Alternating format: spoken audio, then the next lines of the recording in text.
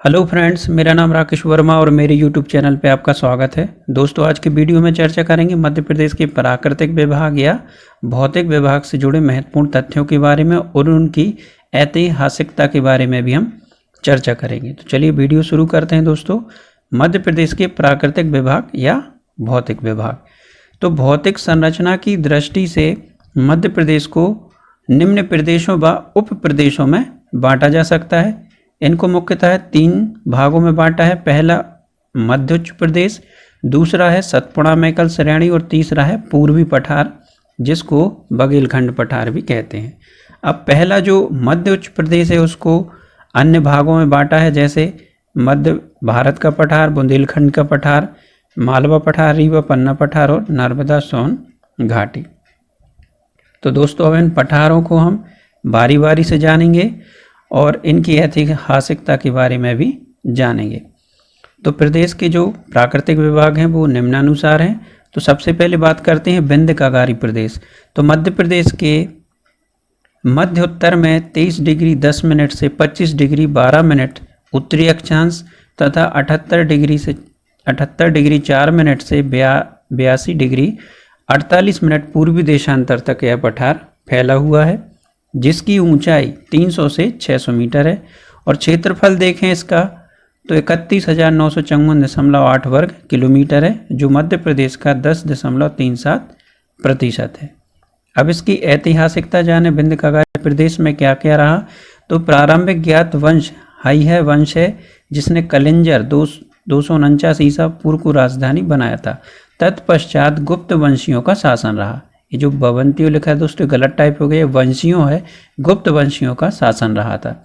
हाइहय वंशियों को यशोवर्मन चंदेल खजुराहो में हराया था और 925 से 955 ईसा, किंतु 12वीं शताब्दी तक हाइहय बने रहे थे, हाइहय वंश वाले बने रहे थे।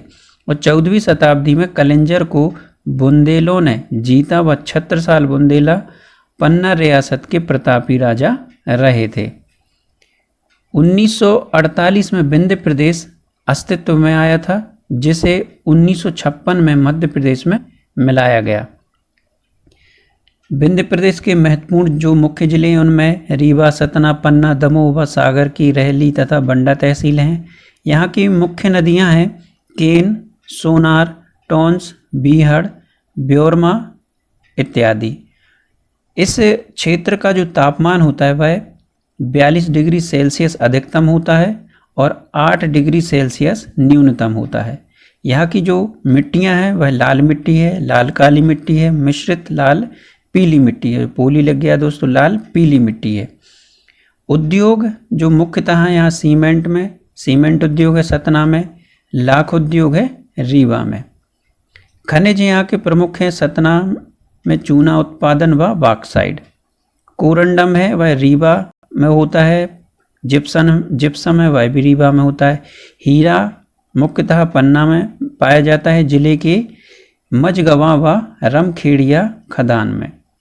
पर्यटन की दृष्टि से देखो यहाँ तो प्रमुखतः चचई जलप्रपात, बहुटी व केवटी प्रपात, वरहुत स्तूप सतना में है, अशोक मौर्य कालीन है तथा चित्रकूट व मैहर पवित्र नगर है। टोंस में बिहार प्रपात भी है। बात करते हैं मालवा का पठार। तो प्रदेश के पश्चिमी भाग में लावा मिट्टी दक्कन ट्रैप चट्टानों से निर्मित, नर्मदा घाटी के उत्तर में विंध्याचल श्रेणी से पूर्व में, अशोकनगर से पश्चिम में और मंदसौर तक 74 डिग्री 17 मिनट से 79 डिग्री 20 मिनट पूर्वी देशांतर व 20 डिग्री 17 मिनट से 25 डिग्री 8 मिनट उत्तरी अक्षांश के मध्य स्थित है मालवा का पठार। ऐतिहासिकता जाने तो मौर्य युग में मालवा का पश्चिमी भाग अवंतिका, जो जिसकी राजधानी उज्जैन थी, कहलाता था तथा पूर्वी भाग अकरा कहलाता था, जिसकी राजधानी विदिशा थी। मालवा का नामकरण अत्यंत पुराऐतिहासिक जाति मलभ, जिसका मूल निवास पंजाब में चिनाब तथा रावी नदियों के बीच रेचना 2 आव में था, के नाम पर मालवा पड़ा है। इन्हीं मालव जाति के लोगों ने 6ठी शताब्दी में यहाँ सत्ता स्थापित की, बाद में परमार, मुस्लिम, सूरी व खिलजी तथा मुगल शासकों ने यहाँ राज किया। 18वीं सदी में पेशवाओं ने तत्पश्चात पेशवाओं को हराकर अंग्रेजों ने और 1818 में सत्ता स्थापित की थी। यहाँ की रियासतों को मध्य भारत के नाम से जाना जाता था, जो 1956 राज्य पुनर्गठन में मध्य प्रदेश में सम्मिलित हुआ था। दोस्तों, मालवा पठार की क्षेत्रफल देखें तो 88,222.2 वर्ग किलोमीटर है और मध्य प्रदेश का 28.62% है। यहाँ के जो जिले हैं वह 17 जिलों का पूर्ण और आंशिक भाग आता है। मंदसौर, राजगढ़, उज्जैन, इंदौर, भोपाल, धार, गुना, रतलाम, झाबुआ, देवास, शाजापुर, सीहोर, अशोकनगर, विदिशा, रायसेन, सागर व अलीराजपुर। यहाँ की जो प्रमुख नदियाँ काली सिंध, क्षिप्रा, पार्वती, चंबल और बेतवा नदी। इस क्षेत्र का तापमान अधिकतम 40 डिग्री सेल्सियस और न्यूनतम रहता है 10 से 12 डिग्री सेल्सियस। यहाँ जो वर्षा होती है वह 125 से 75 सेंटीमीटर के मध्य रहती है। वन भूमि है जो यहाँ पर क्षेत्र की 39 से 40% तक है। उद्योग देखें यहाँ के तो नागदा कृत्रिम रेशा उद्योग, रतलाम, देवास, उज्जैन व भोपाल में सूती कपड़ा उद्योग, Bharat heavy electricals limited Bhopal में है और पीथमपुर में ऑटोमोबाइल उद्योग है। दोस्तों, माफ़ी चाहता हूँ, यहाँ पर कहीं कहीं टाइपिंग में मिस्टेक हो गई है। मैं उसको सही पढ़ता जा रहा हूँ, आप ध्यान से सुनते जाएं कि वो भारत हेवी इलेक्ट्रिकल लिमिटेड है भोपाल में और पीथमपुर में ऑटोमोबाइल उद्योग है। पर्वत यहाँ के प्रमुख तो महू की जाना पाव पहाड़ी है जो 854 मीटर है, से चंबल नदी का उद्गम बांचू पॉइंट मालवा के पठार की सबसे ऊंची चोटी सिगार चोटी है और इसकी ऊंचाई 881 मीटर। 2012 में मंदसौर को पवित्र नगर घोषित किया गया है। अब बात करते हैं बुंदेलखंड का पठार। उत्तरी अक्षांश से इसका 24 डिग्री और 06 मिनट से 26 डिग्री 22 मिनट तक, पूर्वी देशांतर 77 डिग्री 51 मिनट से 80 डिग्री 20 मिनट तक। यह पठार आर्कियन युग की ग्रेनाइट चट्टानों व नीच से निर्मित है। यहाँ की जो प्रमुख नदियाँ बेतवा, धसान और केन है। यहाँ के जो जिले हैं दतिया, छतरपुर, इस क्षेत्र में लगने वाले जो जिले हैं दतिया, छतरपुर, टीकमगढ़, पिछौर एवं करेरा तहसील है, शिवपुरी, डबरा, भांडेर, ग्वालियर, लाहार तहसील, भिंड। और इसका जो क्षेत्रफल है वह 23,733 वर्ग किलोमीटर और प्रदेश का 7.70% है। इधर का जो तापमान रहता है इस क्षेत्र का अधिकतम 40 से 41 डिग्री सेल्सियस और जो न्यूनतम रहता है 9 से 12 डिग्री सेल्सियस। ऐतिहासिकता देखें इस क्षेत्र में तो प्रारंभ में गोंडों, तत्पश्चात गुर्जर, प्रतिहार व फिर चंदेल वंश के शासन में रहा। कलिंजर व अजयगढ़ के मजबूत किले, खजुराहो व महोबा के प्रसिद्ध मंदिर चंदेलों ने बनवाए। चंदेलों ने महमूद गजनबी का फिर चौहानों का सामना किया पर पृथ्वीराज चौहान से वे हारे 1183 ईस्वी। तत्पश्चात बुंदेलों का वर्चस्व हुआ। 1531 में राजा रुद्र प्रताप सिंह ने ओरछा, टीकमगढ़ को राजधानी बनाया। छत्रसाल बुंदेला ने 1/3 हिस्सा पेशवा बाजीराव को दिया था। वीर सिंह बुंदेला ने अबुल फजल की हत्या भी की थी। पेशवा ने झांसी में एक सूबेदार रखा जिसकी संततियों में गंगाधर राव हुए और इनकी पत्नी रानी लक्ष्मीबाई थी। शिवपुरी कछवाहों के काल में नरवर नाम से जाना जाता था। नल दमयंती की कहानी यहीं से जुड़ी हुई है। यहाँ की प्रमुख मिट्टी है काली, लाल, बलुई व दोमट मिट्टी। दर्शनीय स्थल है यहाँ के ओरछा में बुंदेला राजाओं के किले, दतिया सतखंडा महल, खजुराहो में शैव वैष्णव जैन मंदिर, चंदेरी किला, प्रतिहार कीर्तिपाल 11वीं सदी में इन्होंने निर्मित, हवा महल, जौहर कुंड, खूनी दरवाजा और नौखंडा महल। यहाँ का प्रमुख पर्वतों में सिद्ध बाबा चोटी है जो 1172 मीटर ऊंची है और सर्वोच्च चोटी है। बात करते हैं मध्य भारत का पठार। तो यह 28 डिग्री से 26 डिग्री 48 मिनट उत्तरी अक्षांश व 74 डिग्री 50 मिनट से 79 डिग्री 10 मिनट पूर्वी देशांतर तक विस्तृत है। यहाँ इस क्षेत्र की जो प्रमुख नदियाँ हैं चंबल, सिंध, पार्वती, कुंवारी, कूलो आदि। और इसका जो क्षेत्रफल है 32,896 वर्ग किलोमीटर, जो प्रदेश का 10.7% है। यहाँ के जिले जो मुख्य हैं भिंड, मुरैना, श्योपुर, ग्वालियर, शिवपुरी, गुना, नीमच व मंदसौर। तापमान यहाँ का रहता है क्षेत्र का अधिकतम 40 डिग्री सेल्सियस से 440 डिग्री सेल्सियस और न्यूनतम रहता है 17 डिग्री सेल्सियस से 18 डिग्री सेल्सियस। यहाँ जो वर्षा होती है 75 सेंटीमीटर से कम होती है। वन है जो यहाँ के 20 से 27% वन है, जिसमें मुख्य तौर पर शीशम, खैर और बबूल के पेड़ होते हैं, पेड़ होते हैं। मिट्टी है यहाँ की प्रमुख है जलोढ़ व काली मिट्टी। प्रमुख उद्योग केला रस, सहकारी शक्कर, डबरा उद्योग, गुना चीनी कारखाना उद्योग, शिवपुरी व बानमौर में खैर उद्योग, बानमौर सीमेंट व ग्वालियर में कृत्रिम रेशा उद्योग, बिस्कुट, चीनी मिट्टी बर्तन भी बनते हैं। यहाँ के दर्शनीय स्थलों की बात करें तो ग्वालियर दुर्ग सूरजसेन द्वारा निर्मित 525 ईसा में, गुजरी महल, हाथी फोड़ द्वार, हिंडोला द्वार, मोती महल, सास बहू मंदिर, तेली मंदिर, जैन मूर्तियाँ आदि, कार्गो हवाई अड्डा डबरा प्रमुख दर्शनीय स्थल हैं। ऐतिहासिकता की बात करें तो गुप्तेश्वर उत्खनन ग्वालियर में 40 से 50 हजार वर्ष पूर्व प्रागैतिहासिक मानव समुदायों की बसाहट का ज्ञान होता है। बसावट का ज्ञान होता है, यहाँ पर बसाहट है दोस्तों, बसावट का ज्ञान होता है। पद्मावती नागवंशियों की राजधानी थी और इस क्षेत्र में गुप्त शासकों का भी राज्य रहा है।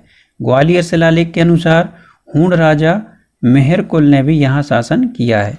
8वीं शताब्दी में ग्वालियर में गुर्जर प्रतिहारों ने सत्ता स्थापित की। राष्ट्रकूटों ने गुर्जर प्रतिहारों को परास्त किया था। वह द्रविड़ शैली का तेली मंदिर के निर्माणकर्ता संभवतः राष्ट्रकूट ही थे 8वीं शताब्दी में। 11वीं शताब्दी में चंदेलों ने ग्वालियर पर शासन किया। चंदेलों ने कच्छपों को अपना प्रशासक बनाया, जिन्होंने ग्वालियर किले में सहस्त्रबाहु का मंदिर तथा सिहोनिया में कक्कन मठ मंदिर बनाया। तोमर वंश 1394 में शुरू हुआ। जो तोमर वंश है 1394 में शुरू हुआ, जब ग्वालियर को वीर सिंह तोमर ने जीता। मानसिंह तोमर 1486 ने ललित कला का विकास किया। 1517 में इब्राहिम लोदी ने विक्रमाजीत तोमर से ग्वालियर को जीता और बाद में ग्वालियर 1754 तक मुगलों के अधीन रहा था। मराठा वंश के महादजी सिंधिया ने यहाँ शासन सत्ता स्थापित की। तत्पश्चात दौलतराव सिंधिया ने अपनी राजधानी उज्जैन से लश्कर स्थानांतरित की थी। सन 1951 में मध्य भारत, पठार व मालवा को मिलाकर मध्य भारत प्रांत बनाया गया व जीवाजीराव सिंधिया यहाँ के राज प्रमुख नियुक्त हुए। सन 1956 में इस प्रांत का विलय मध्य प्रदेश में हुआ था। बात करते हैं नर्मदा सोन घाटी। यह प्रदेश का सर्वाधिक नीचा भाग है, जिसकी ऊंचाई 300 से 400 मीटर है। यह 22 डिग्री 30 मिनट से 23 डिग्री 45 मिनट उत्तरी अक्षांश तक तथा 74 डिग्री पूर्वी देशांतर से 81 डिग्री 30 मिनट के मध्य स्थित है। नदियां यहाँ की प्रमुख नर्मदा, सोन और जोहिला। उद्गम स्थल अमरकंटक।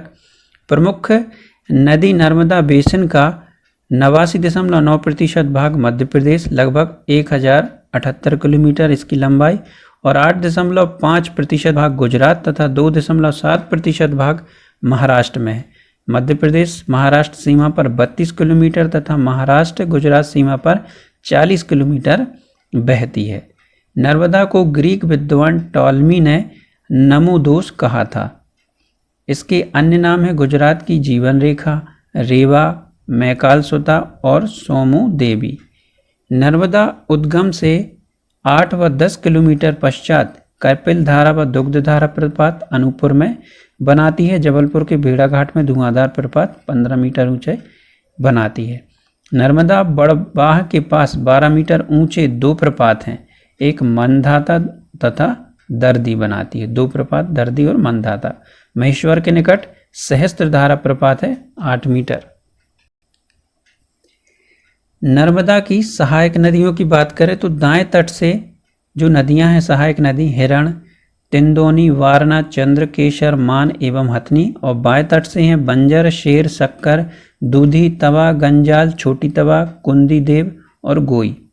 क्षेत्रफल देखें तो नर्मदा बेसिन का जो क्षेत्रफल है मध्य प्रदेश में 86,000 वर्ग किलोमीटर है, जो प्रदेश का 26% हिस्सा है। जिले हैं यहाँ के अनूपपुर, मंडला, डिंडोरी, जबलपुर, नरसिंहपुर, होशंगाबाद, रायसेन, हरदा, खंडवा, खरगोन, धार, सीहोर, देवास, बड़वानी व अलीराजपुर जिलों से होकर नर्मदा नदी गुजरती है 15 जिलों से। तापमान देखें तो अधिकतम 40 डिग्री सेल्सियस और न्यूनतम 10 डिग्री सेल्सियस। यहाँ जो वर्षा होती है 70 से 140 सेंटीमीटर। यहाँ का जो वन है 25% भूमि में है, और मिट्टी प्रमुख है काली मिट्टी, गहरी काली मिट्टी, ककरीली मिट्टी, और यहाँ के जो प्रमुख उद्योग सीमेंट, कांच, चूना मिट्टी, चीनी मिट्टी और संगमरमर उद्योग हैं। यहाँ जो उद्योग हैं चीनी मिट्टी के हैं, संगमरमर के हैं, चूना मिट्टी के, कांच के, सीमेंट के हैं। दोस्तों ये कहीं कहीं कुछ ज़्यादा ही गलत टाइप हो गया, इसके लिए माफ़ी चाहता हूँ। आप इसको जो मैं सही पढ़ते जा रहा हूँ वो आप सुनते जाएं ध्यान से। ये मिट्टी है, यहाँ जो मिट्टी लिखा है मिट्टी है। दर्शनीय स्थल देखे यहाँ के तो तिगवा मंदिर जबलपुर, रूपनाथ जबलपुर, अशोक के शिलालेख, भेड़ा घाट प्रपात और नर्मदा नदी पर। अब बात करते हैं सतपुड़ा मैकल श्रेणी। नर्मदा व ताप्ती के मध्य का क्षेत्र प्रदेश का लगभग 11% भाग है। इसका विस्तार लगभग 34,000 वर्ग किलोमीटर है। इस क्षेत्र में प्रदेश की सबसे ऊंची चोटी धूपगढ़ 1,350 मीटर ऊंचाई जो महादेव श्रेणी में स्थित है। इस श्रेणी के विस्तृत भाग 600 मीटर ऊंचे हैं। मुख्य नदियां ताप्ती, बैनगंगा, तवा, शक्कर, बरधा, गार इत्यादि। जिले हैं खंडवा, खरगोन, बड़वानी, बैतूल, छिंदवाड़ा, सिवनी, मंडला और बुरहानपुर आते हैं इस श्रेणी के अंतर्गत। तापमान यहाँ का होता है अधिकतम 30 डिग्री सेल्सियस और न्यूनतम होता है 18 डिग्री सेल्सियस। यहाँ की जो मिट्टी पाई जाती है छिछली काली मिट्टी, काली मिट्टी, साधारण गहली काली मिट्टी खरगोन जिले, लाल व पीली मिट्टी बालाघाट सिवनी में। खनिज हैं यहाँ के प्रमुख मैग्नीज भारवेली खदान है बालाघाट व छिंदवाड़ा में। ताम्र मतलब तांबा होता है बालाघाट के बैहर तहसील के मलाजखंड में। बॉक्साइड होता है बालाघाट के बैहर तहसील में।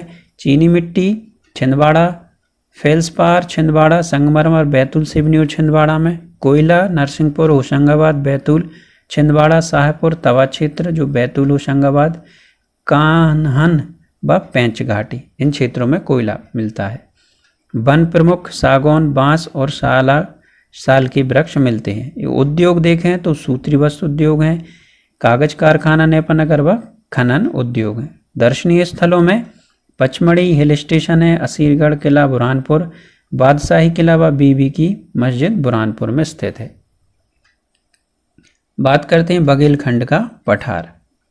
तो सोन नदी से पूर्व तथा सोन घाटी के दक्षिण का क्षेत्र जो कि 1550 मीटर से अधिक ऊंचा नीचा तथा कटाफटा क्षेत्र है, इसके विस्तृत क्षेत्र में आद्य महाकल्प तथा जोरासिक काल के सेल समूह मिलते हैं। यहाँ के जो जिले हैं प्रमुख सिंगरौली, सीधी, शहडोल, अनूपपुर, उमरिया, मुडवारा तहसील कटनी, और क्षेत्रफल है इसका लगभग 26,000 वर्ग किलोमीटर।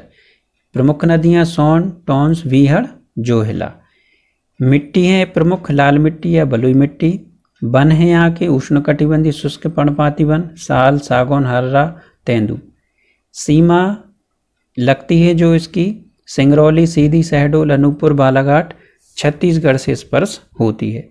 दर्शनीय स्थल बांधवगढ़ राष्ट्रीय उद्यान, अमरकंटक, सोन, नर्मदा व जोहिला का उद्गम स्थल है, और स्थिति है इसकी 23 डिग्री 40 मिनट से 24 डिग्री 35 मिनट उत्तरी अक्षांश व 80 डिग्री 5 मिनट से 82 डिग्री 48 मिनट पूर्वी देशांतर। ऐतिहासिकता देखें तो श्री नीलकंठ शास्त्री ने सिंगरौली को भारत की उपकरण परंपराओं, सोहन परंपरा तथा चेन्नई का मिलन बिंदु कहा है। सोन नदी का हिरण्य बाहु व महाभारत युग में महानद सोन कहा गया है। 16वीं सदी में गुजरात के व्याघ्रदेव के अधीन यह क्षेत्र आया, तभी से इसका नाम बघेलखंड पड़ा। तो दोस्तों ये था मध्य प्रदेश का प्राकृतिक विभाग या भौगोलिक विभाग। तो आशा करता हूँ दोस्तों आपको ये वीडियो मेरा अच्छा लगा होगा। अच्छा लगा हो तो अपने दोस्तों के साथ शेयर ज़रूर करें, लाइक करें और मेरे चैनल को सब्सक्राइब करना ना भूलें। Thank you.